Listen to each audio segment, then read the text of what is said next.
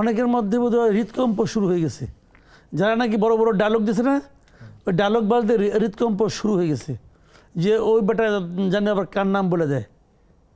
এবং এটা হতেই পারে, কারণ যে লোকটা ট্রিগার টিপেছে তিনি যে ট্রিগারের পেছনে একমাত্র ব্যক্তি তা কিন্তু নাও হতে পারে। ভাড়াটে খুনি যখন খুন করে তখন তাকে তো কেউ না কেউ ভাড়া করে, যে ভাড়া করে সেই হলো আসল লোক। তখন তার মাধ্যমে বোঝা যায় যে কি হয়। শুনেন, আমি খালি টাইম লাইনটা বলি। ওসমান হাদি মারা গেছে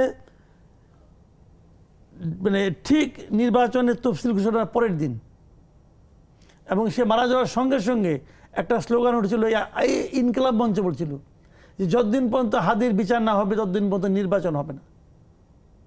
অনেক পলিটিক্যাল পার্টি বলেছে এই অবস্থায় নির্বাচন হতে পারে না, বলেছে। কিন্তু তার মানে যারা নির্বাচন পেছাতে চেয়েছিল তারা যে এর পেছনে নেই সেটা কিন্তু হলফ করে আপনি তখনও বলতে পারবেন না, এখনও বলতে পারবেন না। এবং তাদের মধ্যে তাদের মানে কারো নাম যে ফয়সাল মাসুদ বলবে না, এটাও আপনি বলতে পারেন না।